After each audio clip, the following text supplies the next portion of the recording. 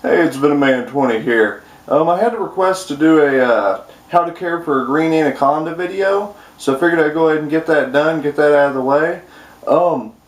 Just a little word of advice: if you're actually pondering getting a green anaconda and you stumble upon this video, I would lean more towards getting yellow anaconda to start out with.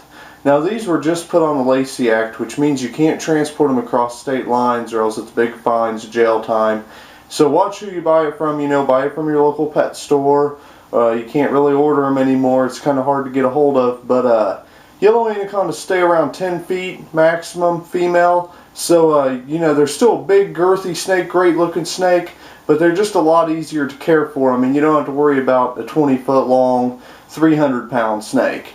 So, I would stick with the yellow anaconda at first. Keep that a couple years, get used to an anaconda because they are different from other snakes. And then go ahead and move up to a green anaconda. If you want to go just straight into a green anaconda, you can't find any yellows, start with a male. Males and females differ very largely in size. Males get on average like 9 foot, 10 foot. You might be able to get a little bit bigger than that, but females can get, the sky's the limit. They get massive. They're relatively slow growers, but they do get huge, so be ready for it. Make sure you're strong enough to pick up a snake that large. This is a hard thing to move around. They don't always help you out. A lot of times they come towards you, but not in the right way for food and everything. Finding food. I have a guy that has one right now. He's feeding goats. They're pre-killed, but still, it's a goat. A 40-pound goat to an anaconda. It's pretty impressive. You can't go to your corner pet store and pick up a goat. So be ready with your 12-pound rabbits and everything, and start out small. But anyway, we're going to start. Here's my little male green. There's a glare on the glass. Bear with me on that. Caging is the first thing that we're going to mention. There's a lot of melamine caging out there, a lot of homemade wood caging. That's fine and dandy, but to green anacondas, a lot of this wood can mold and mildew, so I always stick with like this neotichet, which is plastic, or you can use your basic aquarium at first. This thing's dirty. I'm getting ready to clean it out. Just got the bedding out right now, but it's glass. Your glass ain't going to mold or mildew or anything like that. So since they're such a high humidity snake, you could do a half water, half land type thing for them. But as for mine, I don't even have a water dish in there. A lot of people are like, why don't you have water instead of the green anaconda's cage? They're, semi-aquatic snake. I take mine out 3 times a week to soak him. So how I do that, I'm getting ready to do that right now. Let me put this, let's see how we can do this. Let's pull this cage out. Oops. Forget about that lamp on top. Have sliding glass window that we got to get open. And I just have a trash can right here. Can't really tell very well, but it has water in it. So we're going to go ahead and grab him out of there and just put him down in there. And I will leave him in there almost all day. Green anaconda's attitudes are very different to normal snakes. Mine, about 70% of the time, he's a sweetheart. The other 30%, he is a black mamba. He is not a friendly snake. He hates everybody and he will strike at you repeatedly. So let's see if he's having a good day. So far so good. Go slow. The bad... Oh. There we go. Sorry about that, guy. And YouTube. It's a very long snake, as you can see. Very beautiful. They're extremely thick-bodied.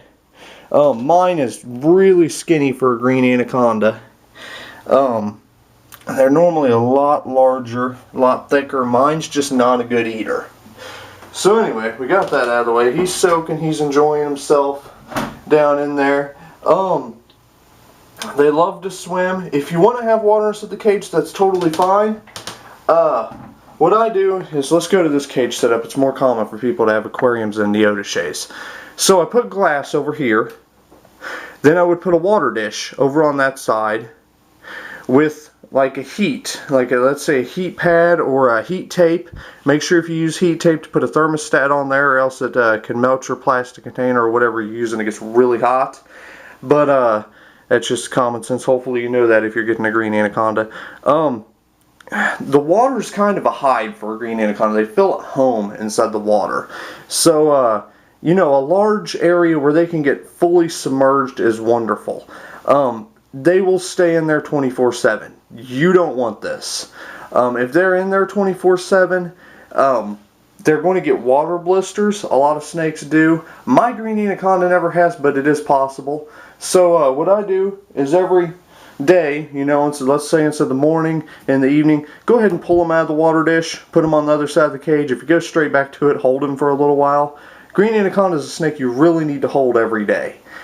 They get aggressive super fast.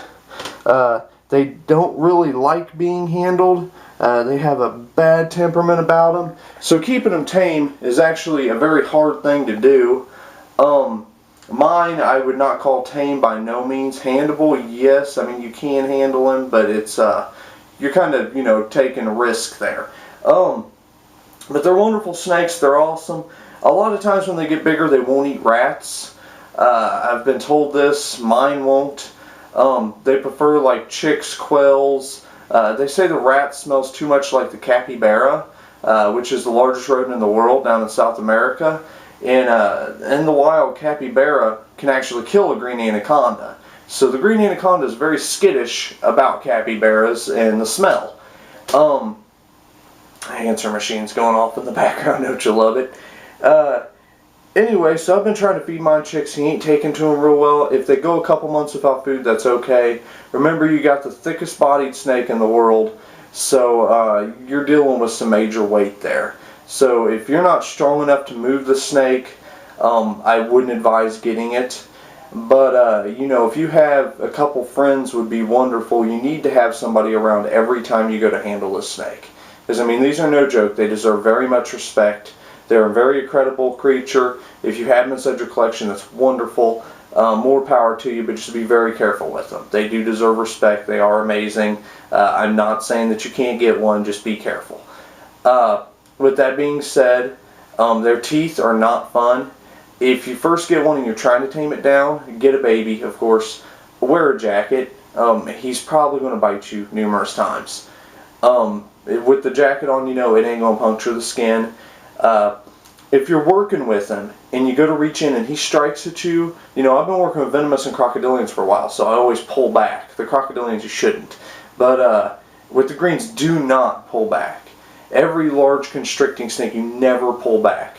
I actually know a guy, or know of a guy, I don't personally know him, but he had a large reticulated python, I think it was 14, 16 foot, come out of the cage thinking it was feeding time, grabbed a hold of his hand.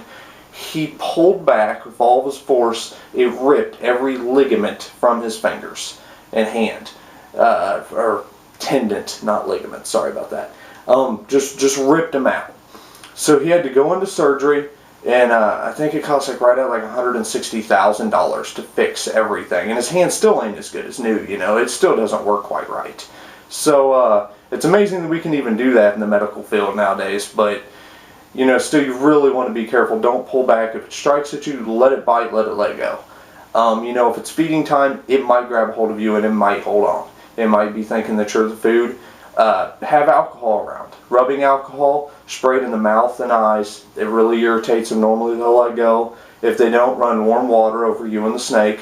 They'll let go. If that doesn't work, final thing is to attack, pinch the tail. They really don't like that. Normally they'll get off of you if you do that.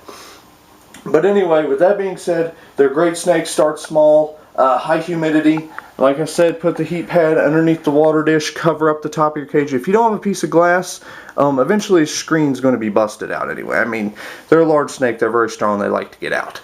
I also sometimes cut this pegboard down to size and just use that.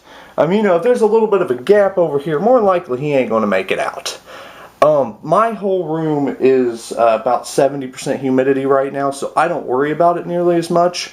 But you know, if you got the snake in another part of your house where you don't have that thermal control like that, you might want to really check into replacing the screen with a piece of glass, wood of some sort. If it's wood, it's probably going to mold, so be careful. A heat lamp ain't the best because heat lamp kind of dries everything out. I use under tank heater. If you see heat lamp on my cage, it's only so you can see the snake. It ain't for the actual heating of the animal. I got a heat lamp on us right now talking, but well, the heat lamp ain't talking while I'm talking. So feeding's a big thing. If they don't eat for a couple months, like I said, don't worry about it. A hide ain't real crucial, but I would keep water inside the cage for them to hide in. You know, they go underneath water, they submerge, they swim. Or you can use the soaking method like I do, high humidity, and they're grumpy, so handle daily. Be careful handling. Let me know if you like this video. I also have a video coming out about taming an aggressive snake. It should be out in about 3 days. You're probably going to watch it if you're getting an anaconda, because at first they are very nippy. I wouldn't go with aggressive, but they're very defensive. They don't put up with any crap. So let me know how it's doing. If you have green anacondas, post a link below. Let me see your snakes. That'd be awesome. Remember, they get huge, but they are slow growers. Be ready. Have a food source ready. And this has been a Man 20. Thank you for watching. Have a wonderful night.